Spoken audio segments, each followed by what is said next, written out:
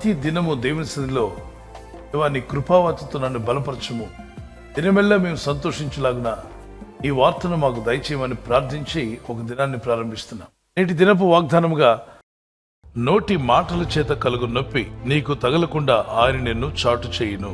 You will be protected from the lash of the tongue. ప్రజలు వారి నాలుక ద్వారా పలికే మాటలు మీకు నొప్పి కలగకుండా దేవుడు కాపాడుతున్నాడు. ప్రజలు పలికే అవమానాలు కావచ్చు, నిందలు కావచ్చు, చుట్టుపొట్టి మాటలు మీ హృదయాన్ని గాయపరచకుండా దేవుని చాటు మీకుండనుగాక. ఆమేన్.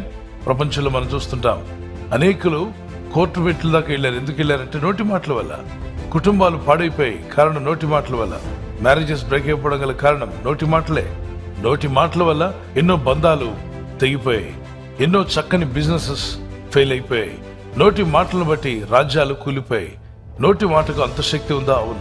యాకోబు పత్రిక 3:1-6 నాలుక చిన్నదైనప్పుడు అది అవయవాలు ఉంచబడిన అగ్ని ప్రపంచం అట. దానిలో ఒక ప్రపంచం ఉంది. అవయవాలన్నీ ఒక వంతు అయితే నాలుక దారి వేరే.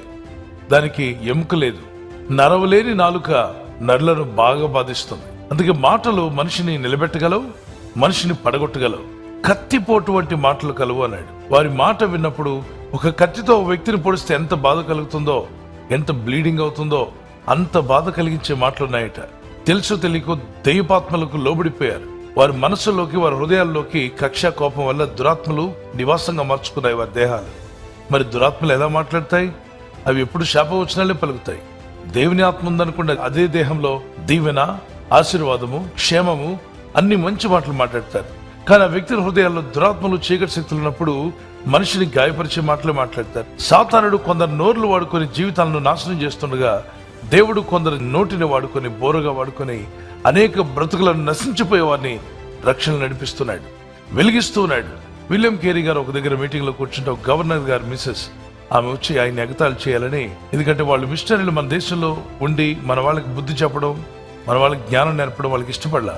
వాళ్ళు బ్రిటిష్ రాజకీయ నాయకులు. ఆ రోజుల్లో కూడా సేవకులు, మిషనరీలు, దైవ సేవకులు, యేసుప్రభు వారి సేవకులు అద్భుతమైన సహాయాన్ని భారతదేశానికి చేశారు. కానీ అదే టైంలో బ్రిటిష్ రూలర్స్ లో కొంతమంది దేశాన్ని కీడు చేసే విధంగా ప్రవర్తించారు. అందుకే వాళ్ళకి మన దేశానికి వచ్చిన మిషనరీలు చూసి, మీరు ఎందుకయ్యా వస్తారు ఇక్కడికి, ఇండియా వచ్చి ఎందుకు వీళ్ళని బాగు చేయాలనుకుంటారు, వెళ్ళండి మన దేశాన్ని బాగు చేసుకోమంటే విలియం కేరీ చెప్పాడు, మిషనరీ నో, ప్రపంచం అంతటికి వెళ్ళమన్నాడు యేసయ్య. మేము బ్రిటిష్ వాళ్ళము, అమెరికా వాళ్ళం కాదు, మేము యేసు వారము, యేసుక్రీస్తు ప్రేమను పంచేవారం, దేవుని ప్రేమను పంచేవారం. ఈ దేశంలో అనేకులకు సువార్త చెప్పడానికి మేము వచ్చాం. చీకటి బ్రతుకులకు వెలుగును అందించాలని మేము వచ్చాం. చదువు లేని వారికి చదువు ఇవ్వాలని వచ్చాం. మరి విద్య లేని వారికి విద్యావంతులుగా చేయాలని మేము ఇక్కడికి వచ్చాం. కాబట్టి మా ఆస్తులను అమ్ముకొని మరి వచ్చాం, ఇక్కడే ఉండి సేవ చేస్తామని. అందులో అతన్ని ఎగతాళి చేస్తే ఇన్సల్ట్ అవుతాడని, హలో మిస్టర్ విలియం కేరీ, చెప్పులు తయారు చేసేవాడు కదా నువ్వు, అవును ఒకసారి నిలబడు, the shoe maker please stand అని చెప్పి పిలిచింది. అప్పుడు విలియం కేరీ గారు నిలబడి, సారీ మేడం, నేను చెప్పులు తయారు చేసేవాడిని కాదు, అంత గొప్పవాడిని కాదు, ఐఎమ్ జస్ట్ చినిగిపోయిన చెప్పులను కుట్టేవాడిని అమ్మా. చెప్పులు పాడైపోతే వాళ్ళు మా దగ్గరకు వస్తే కొడుతుంటాను, అంతేగాని చెప్పులను తయారు చేసి, షూ తయారు చేసేంత శక్తి నాకు, అంత జ్ఞానము కలిగిన వాడిని కాదు అని చెప్పి తను తగ్గించుకున్నాడు. ఎప్పుడైతే ఆమె చెప్పినప్పుడు చప్పట్లు కొట్టిన వాళ్ళందరూ ఈయన ఇంకా కొంచెం ఒక మెట్టు తగ్గించుకుని మాట్లాడినప్పుడు సభంతా మోగబోయింది. ఎవ్వరు నోట మాట లేదు. తగ్గించుకుని మాట్లాడడం, అందరూ మోగపోవడమే కాదు, ఈయనకున్న దైవభక్తి, ఈయనకున్న నీతి, ఈయనకున్న పరిశుద్ధత, ఈయనకున్న గొప్ప సమర్పణ అందరి ముందు కట్టొచ్చినట్టు కనబడింది. దేవుని బిడ్డలారా, కొన్నిసార్లు మనం ఒక అడుగు తగ్గించుకోవడమే మంచిది. పెళ్లిల్లో కావచ్చు, ఫంక్షన్లో కావచ్చు, చర్చెస్లో కూడా కావచ్చు. ఒక అడుగు తగ్గించుకోండి, తక్కువేం కాదు. మిమ్మల్ని హెచ్చించువాడు దేవుడే. ఆయన మిమ్మల్ని హెచ్చిస్తున్నప్పుడు మిమ్మల్ని తిట్టిన ప్రతి నోరు మోగబోయే రోజు రాబోతుంది. ఎవరైతే మీకు విరోధంగా మాట్లాడారో వారే మీకు అనుకూలంగా మాట్లాడే రోజు వచ్చునుగాక. సూటిపోటి మాటలతో, కత్తిపోటు వంటి మాటలు మీ మీద పలుకుతున్నారా? బాధపడకండి, వారి కోసం ప్రేయర్ చేయండి. ఆ నొప్పి తగలకుండా దేవుడు మిమ్మల్ని కాపాడుతాడు. ఒక రోజున వారి నోటితోనే మీతో నిజంగా దేవుడున్నాడు, మీరు నిజంగా దేవునితో నడుస్తున్నారు, ప్రభు కృప మీతో ఉంది అని వారు చెప్పే రోజు యేసు నామములో త్వరలోనే వచ్చునుగాక. ప్రార్థన చేసుకుందాం. ప్రభా, నీ కనికరం చొప్పున మమ్మల్ని దీవించండి. మాటల్లో శక్తి ఉందని నమ్ముచున్నాం ప్రభా. నోటి మాటల చేత ఎవరు గాయపరచబడకుండా సాయం చేయండి. ఎవరైనా గాయపరుస్తుంటే గాయపరిచే వారిని గద్దించండి. వారి మనసులు మార్చుము నాయన. ఈ ఉదయకాలం అందరినీ క్షమించి ప్రార్థిస్తున్నాం. నోటి మాటల వల్ల ఏ గాయాలు తగలకుండా ప్రతి ఒక్కరిని కాపాడు. నీ ప్రజలను కాపాడుతాను వాగ్దానం చేసావు నాయన.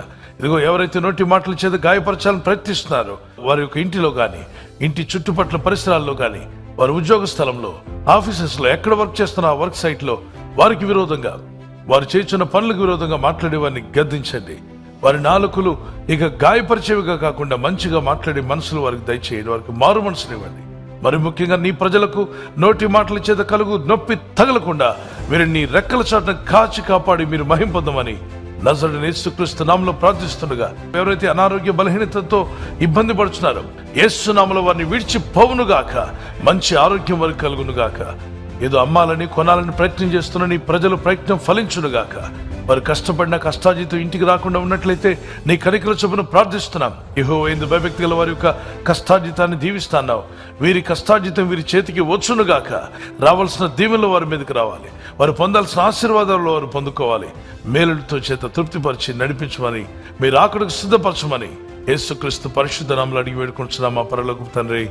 ఆమేన్, ఆమేన్. దేవుని కృప మీకు, మీ కుటుంబాలకు తోడై ఉండి నడిపించునుగాక.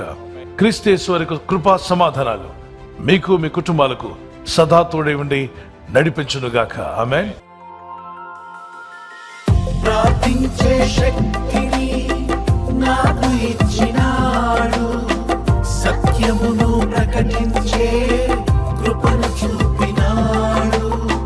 ప్రార్థించే శక్తిని నాకు ఇచ్చినాడు, సత్యమును ప్రకటించే కృపను చూపినాడు.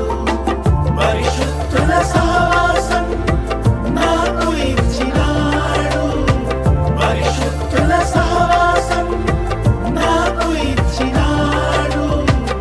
పరిశుద్ధ స్థలమునకే నన్ను చేర్చుతాడు, పరిశుద్ధ స్థలమునకే నన్ను చేర్చుతాడు. నాడు దేవుడు నాకు తోడుగా ఉంటాడు, దేవుడు నాకు నీడగా ఉన్నాడు. దేవుడు నాకు తోడుగా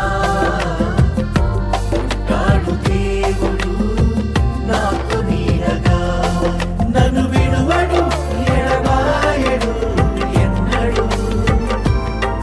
నన్ను విడువడు, ఎడబాయడు ఎన్నడు. నాలో ఉన్నవాడు చాలా గొప్పవాడు, నాలో ఉన్నవాడు చాలా గొప్పవాడు. మరి బర్త్డే జరుపుకునే వారికి we wish you all the best. Happy birthday to you. Many more returns of the day. మీకు ఇచ్చిన వాగ్దానం విలాప వాక్యములు 3:25. తన వెదుకు వారి ఎడల ఆయన దయచూపువాడు. ఆయన్ని వెతుకుచున్నట్లయితే మీకు దయ కలుగుతుంది. దేవుణ్ణి వెతకండి. The lord is good to those who search for him. ఆయన్ని వెతుకు వారికి అన్ని మేలులే కలుగుతాయి. ఆయన సన్నిధి నిత్యం వెతుకుతున్నారు. ఉదయం సాయంకాలం మీకు అన్ని మేలులే కలుగునుగాక. May the lord continue to bless you. Wedding anniversary జరుపుకునే వారికి వాగ్దానము మలాకి గ్రంథం 4వ అధ్యాయం 2, 3, 4 వచనాల్లో రాయబడింది. నా నామమందు భయభక్తి గల వారకు మీకు నీతి సూర్యుడు ఉదయించు. Those who ever remember the name of the Lord, the Son of Righteous will rise. Son of Righteous is nothing but Jesus Christ.